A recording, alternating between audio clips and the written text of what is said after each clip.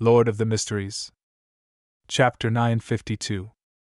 What a Small World.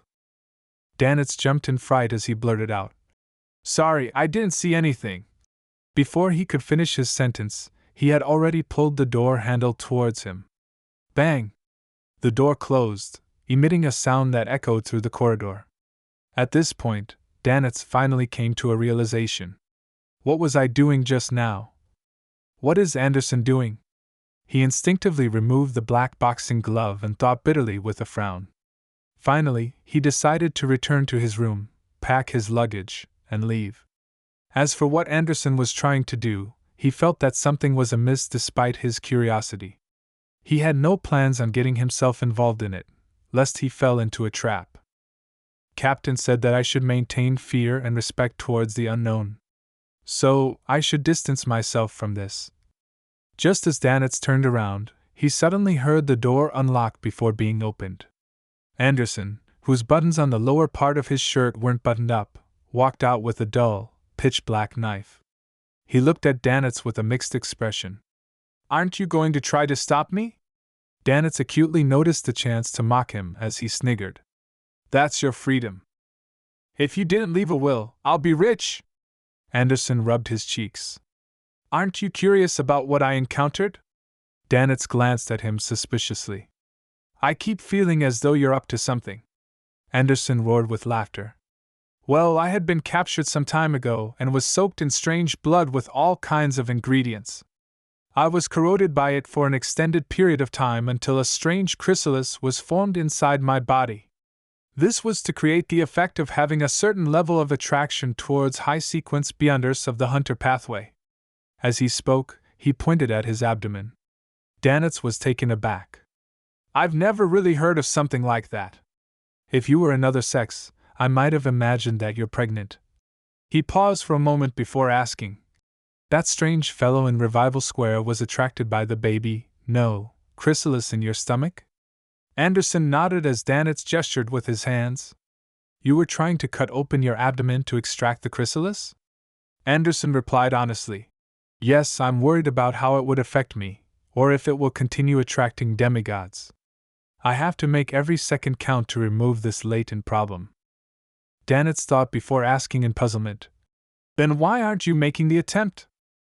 You forgot to set up a will, and you want me to be your witness?" Anderson's facial muscles twitched as he chuckled. "Not bad. Your provoker potion should almost be digested." He then sighed. "After some careful analysis, I believe there's no direct way to extract it. Otherwise, they wouldn't have soaked me in blood and allowed the ingredients to seep into me. They could have just opened up my stomach and placed the chrysalis inside before sewing me up." Without waiting for Danitz's reply, he said in thought, "Don't you have the method to contact Gehrman Sparrow? He's been through so much and knows so much, so I would like to consult him on how to resolve this problem."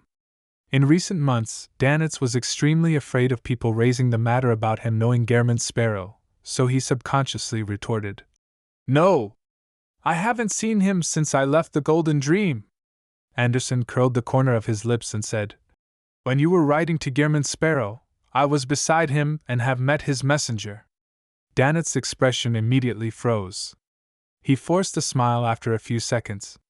"Then why don't you directly summon his messenger?" Anderson raised his hand again and touched his throat, chuckling. "I don't know the ritual for summoning his messenger." Danitz still suspected that Anderson was up to something, and was unwilling to confirm that he had been repeatedly communicating with Gehrman Sparrow.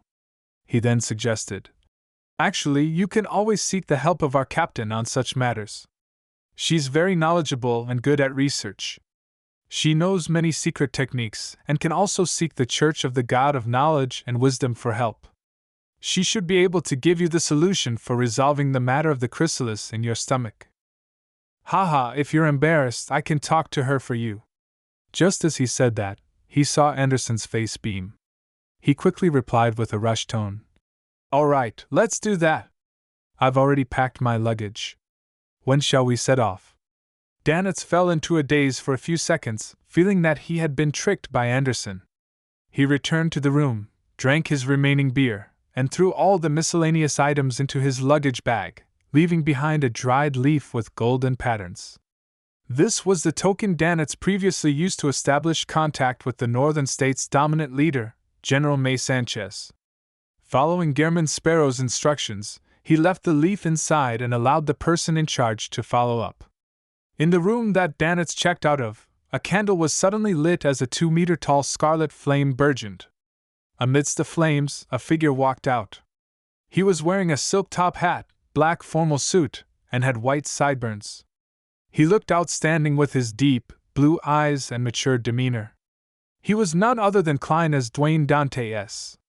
After picking up the leaf with golden patterns, Klein left the hotel, circling around the sealed-off Revival Square, and came to Kukua's core region, White Feather Square. May Sanchez's residence was there, located beside a death cathedral that descended downwards. As a standard Loanese gentleman, Dante South looked out of place when walking through the city. Here, the foreigners were a minority, with most foreigners seen around the few major embassies located around Rejoice Square. The other places were filled with mostly locals from Balam. Their skin was slightly brown, and they had curly black hair.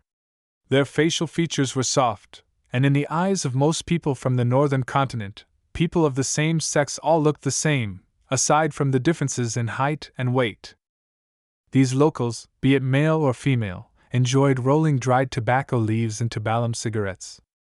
Along the way, Klein would see residents spewing out smoke alongside the road from time to time.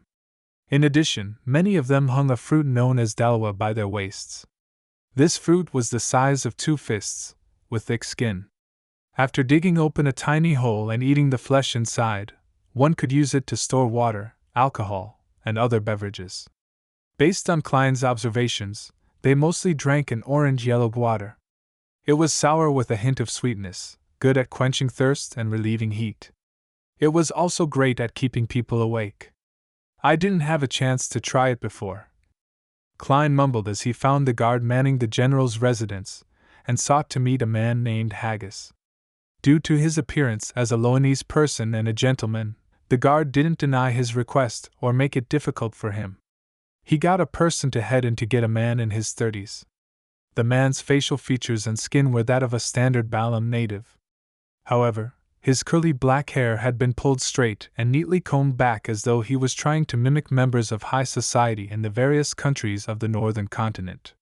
He wore a white shirt and a black vest, matched with a very formal bow tie. Upon seeing Dwayne Dantes, he said in standard Loanese, "Good afternoon, I'm Haggis. Nice to meet you." His accent was a little odd, different from any borough in Lone. Klein had lived in high society for quite a period of time, so he wasn't too surprised. He said with a smile, "Good afternoon, I'm Dwayne Dantes.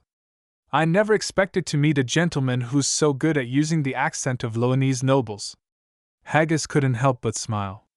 Many children of noble birth from Lone have come to East and West Balam to seek out opportunities. I was fortunate to learn from them. Oh, I might know some of them. Klein wasn't in a rush to talk business as he began making small talk with Haggis like a gentleman. Haggis smiled. "My friend includes Colonel Alfred Hall, the second son of an earl." "Hall." Klein let out a soft chuckle. "I once met Earl Hall at a charity party. He's a true noble." What a small world. Haggis nodded in agreement. Perhaps this is an arrangement of fate. Unfortunately, Alfred was transferred to East Balam last year. He didn't continue as he immediately invited Dwayne Dantes into the general's residence. When passing through the side door, Klein suddenly looked up, glancing at the embedded stained glass above. The glass shimmered like a rainbow under the illumination of sunlight, as though gazes were sweeping past.